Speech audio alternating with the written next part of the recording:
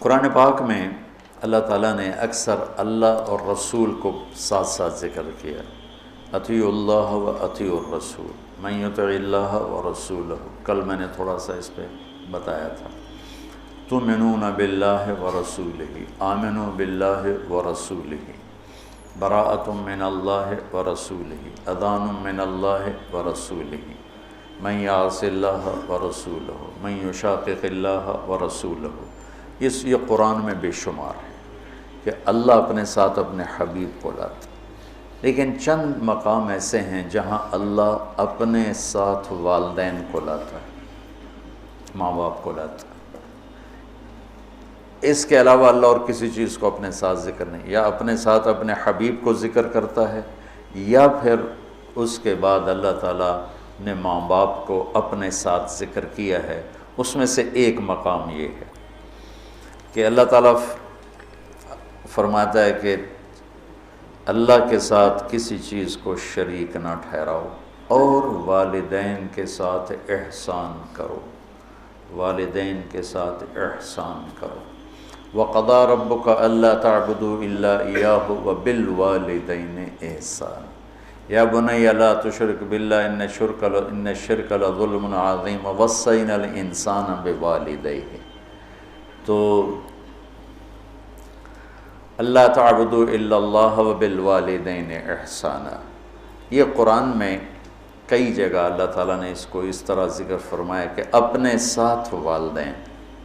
اللہ کا شکر ہے کمزور سے کمزور مسلمان بھی مشرک نہیں ہوتا ہے، اس لیے اتنی جلدی کسی کو کہنا یہ مشرک ہے، یہ مشرک ہے، یہ مشرک ہے، یہ بڑی زیادتی کی بات ہے، بڑی زیادتی قبول ہے، اس سے احتیاط کرنی چاہیے، اس سے بچنا چاہیے۔ اللہ کے فضل سے مسلمان کے دل میں توحید ہے، وہ جہالت کی وجہ سے کوئی کچھ بول رہا ہوتا ہے، کوئی کچھ بول رہا ہوتا ہے، اس پر اس کو کافر قرار دے دینا، مشرک قرار دے دینا، یہ اتنا آسان نہیں ہے۔ تو میرا ملک تو ویسے ہی ٹکٹک کے کفر کے فتوے مل رہے ہیں، جتنے مرضی کٹوا لو، جتنے مرضی لکھوا، جنہوں مرضی کافر قرار دے دو، جنہوں مرضی، ہر قسم کے لوگ ہوتے ہیں۔ تو اللہ تعالیٰ ارشاد فرما رہے ہیں کہ ایک تو میری ذات میں شریک نہ ٹھہراؤ، یہ حرام ہے، اور دوسرا کیا ہے؟ بالوالدین احسان۔ احسان کا کیا مطلب ہے؟ کسی کام کو اس کی سب سے عالی شان خوبصورت شکل میں ادا کرنا، اس کو احسان کہتے ہیں۔ ہمارے اردو میں احسان کا مطلب ہے کسی کے ساتھ کوئی بھلا کر دینا، بغیر کسی معاوضے کے کسی کے کوئی ایسی مدد کر دینا، اس کو احسان کہتے ہیں۔ وہ بھی ہے، وہ بھی اس میں شامل ہے، لیکن عربی میں احسان ہے مل احسان ان تعبد اللہ کأنک تراہ فإن لم تکن تراہ فإنہ یراک۔ احسان کیا ہے؟ کسی جو کام بھی کرے اچھائی کا، بھلائی کا، جو کام بھی کرے اس کو اعلیٰ درجے پر کرنے کا نام ہے احسان۔ تو اللہ تعالیٰ یہاں ارشاد فرما رہا ہے کہ والدین کے ساتھ احسان۔ اچھا ایک اس پہ ذرا غور کریں، اللہ تعالیٰ فرما رہا ہے آؤ میں تمہیں بتاؤں کہ حرام کیا ہے، ٹھیک ہے؟ کہتا ہے شرک نہیں کرنا ہے تو حرام ہے، اور والدین کے ساتھ احسان، یہ حرام کے نیچے کیسے آ گیا؟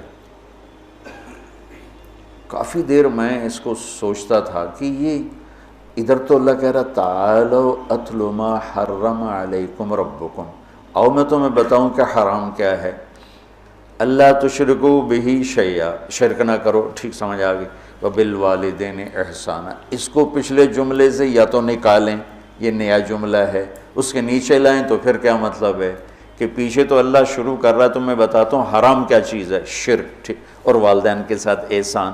تو اگر ہم ظاہری نظر سے دیکھیں اور غور نہ کریں تو یوں لگتا ہے جیسے والدین کے ساتھ احسان بھی حرام ہے۔ میری بات سمجھ میں آئی ہے نا؟ ایسا ٹھیک ہے؟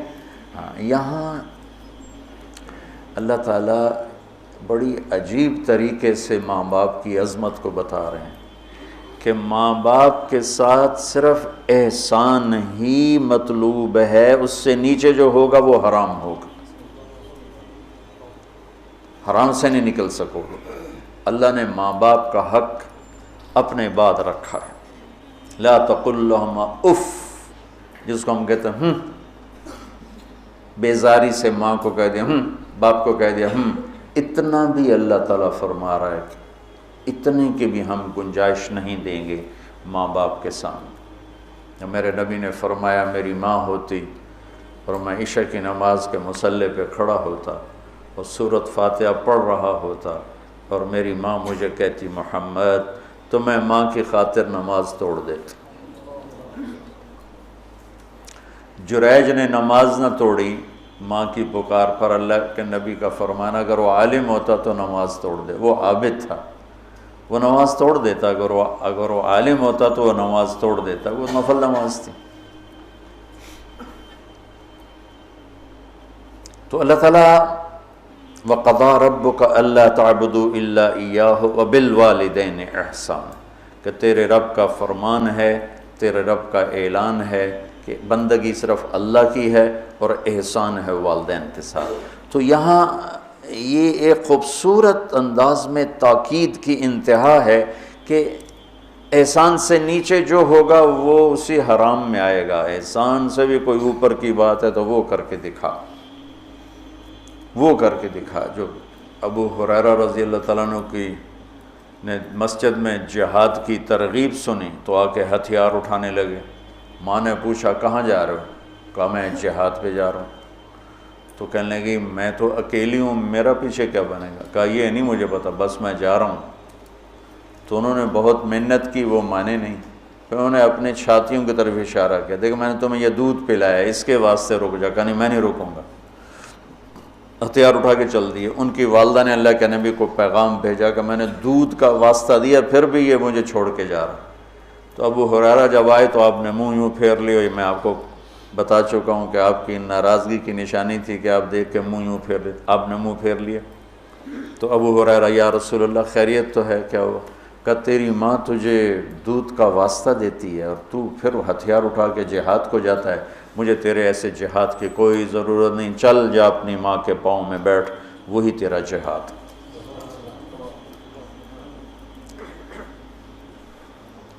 کلاب بن امیہ جہاد میں چلے گئے، والدین دونوں بوڑھے تھے۔ تو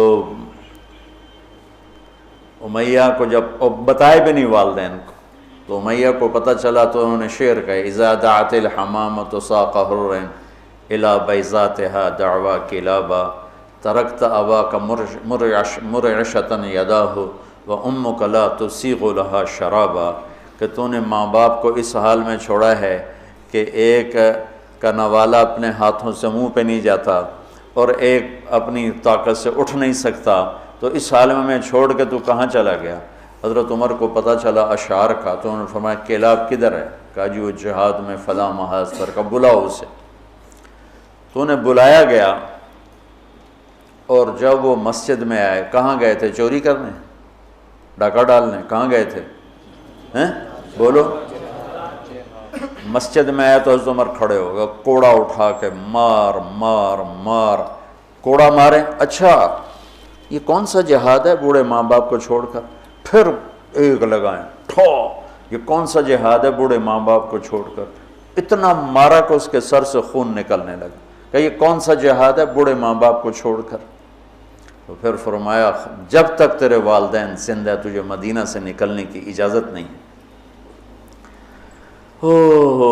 میرے نبی نے بتایا تھا نا قیامت کی نشانیوں میں سے ادنا صدیقہ و اقصا اباہ، کہ لوگ دوست کو گلے لگائیں گے، باپ کو دھکے دیں گے، باپ کو دھکے دیں گے، دوست کو گلے لگائیں گے، والدین اولاد سے ڈریں گے۔ اطاع الرجل زوجتہ وعق امہ، بیویوں کی خاطر ماؤں کو ذلیل کریں گے۔ تو اس کو کم ان تلد الامۃ ربتھا، بیٹیاں ماؤں سے نوکرانیوں جیسا سلوک کریں گی۔ پرانی بات ہے، میں ایک ماں بیٹی کو دیکھ رہا تھا، بیٹی ماں سے کہہ رہی تھی، بیٹی ماں سے کہہ رہی تھی بھوک نہیں بھوک نہیں، ہمارے علاقے کی بات، اور اس کی ماں کے موٹے موٹے آنسو گر رہے تھے، بالکل خاموش، وہ حیران پریشان، بھی جس کو میں نے پیٹ سے جنم دیا آج وہ مجھے کہہ رہی ہے بھوک نہیں۔ تو یہ عام ہے کہ آج کل کی پڑھی لکھی نسل انہیں نہیں پتہ باپ کسے کہتے ہیں اور ماں کسے کہتے ہیں۔ کوئی ماں باپ کا بھی ہے کہ وہ اولاد کو اس طرح لے کے نہیں چلتے جیسے چلنا چاہیے۔ پہلا قصور تو ماں باپ کا جو 3 سال کے بچے کو اسکول ڈالتے ہیں۔ محبت کی رسیوں کو کاٹنے والے والدین ہیں، محبت کی جڑوں کو اکھاڑنے والے والدین ہیں جو 3 سال کے بچے کو اسکول ڈال دیتے ہیں اور ماں کی گود سے محروم کر دیتے ہیں، اور وہ بچہ جتنے گھنٹے وہاں رہتا ہے اس کے اندر ایک لاوا پکتا رہا۔ چونکہ میں ہاسٹل لائف گزار چکا ہوں، مجھے اس کا خود ذاتی تجربہ ہے۔ حالانکہ میں تو 11 سال کی عمر میں لاہور گیا، میرے والد مجھے ڈاکٹر بنانا چاہتے تھے تو لاہور کے بڑے عالی شان اسکول سینٹرل ماڈل میں داخل کروایا۔ ہاسٹل لائف 11 سال کی عمر، میرا رو رو کے برا حال، 3 سال میں روتا رہا، پھر میرا دل پتھر ہو گیا۔ والدین کے لیے میری محبت مرتے دم تک پھر بیدار نہ ہو سکی۔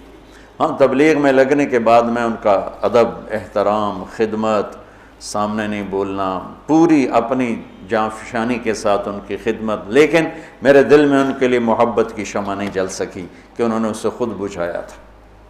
تو اس میں والدین آج کل بہت روتے ہیں، لیکن اس میں ایک بہت بڑی وجہ خود والدین بھی ہیں کہ وہ بچوں کو وہ ٹائم جو پہلے 10 سال والدین بچے کو دے دیں، ساری زندگی بچہ والدین کو دے دے، اور 3 سال کے بچے کو دھکا دے دیا۔ اب تو اسکولوں کے اشتہار ہے 18 ماہ کا بچہ بھی لے لیں، میں جمدے نال ہی لے لو، ماما نے چھٹی دے دے میں جم کے تھوڑی جھولی چ پا دیں۔ یہ میں کیا کروں، میرے دیس کا ڈاکٹر بھی تاجر ہے، وکیل بھی تاجر ہے، اور یہ علم والے بھی تاجر ہیں۔ جب کسی قوم پہ زوال آتا ہے تو ہر شعبے پہ آتا ہے۔ جب علماء تجارت دین کو بیچ رہے ہیں تو باقیوں سے کیا گل، جب ممبر ہی بک گیا ہے تو پیچھے کیا گل۔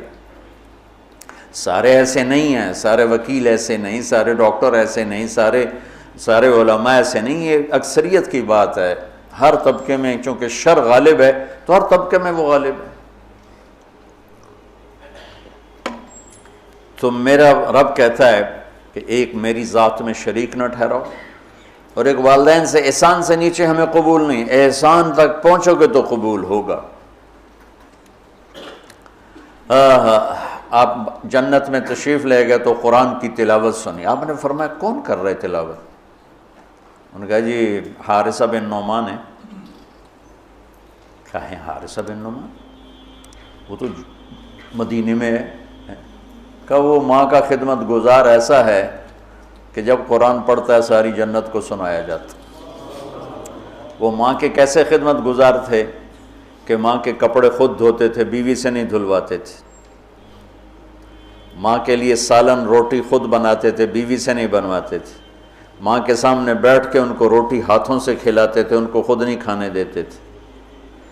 ماں کے سر میں تیل لگاتے تھے، کنگھی کرتے تھے، جوئیں نکالتے تھے، یہ سارا کام وہ کرتے تھے۔ 2 صحابہ کے بارے میں آتا ہے کہ والدین ماں کی وہ خدمت کی جو کوئی نہیں کر سکا، ایک حضرت عثمان اور ایک حضرت حارثہ بن نعمان، عثمان بن عفان اور حارثہ بن نعمان۔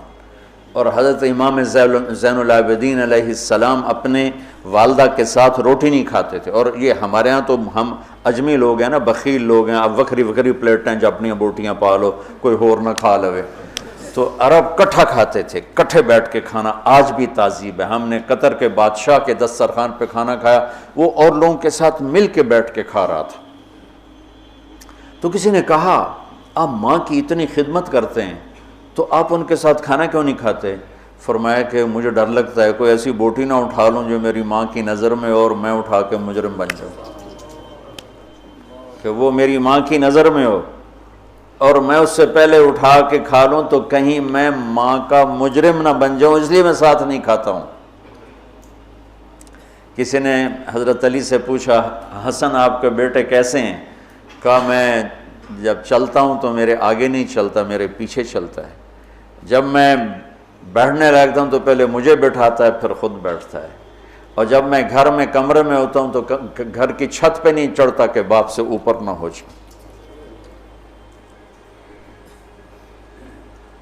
تو آج والدین بہت ذلیل ہیں اولاد کے ہاتھوں، بہت دکھی ہیں اولاد کے ہاتھوں، اور ان کی جو فریادیں وہ عرش کو ہلا دیتی، تو اپنے ماں باپ کی راحت بننا، ٹھنڈک بننا، خوشی بننا، یہ میرے رب کا پیغام ہے کہ وَبِالْوَالِدَيْنِ احسان۔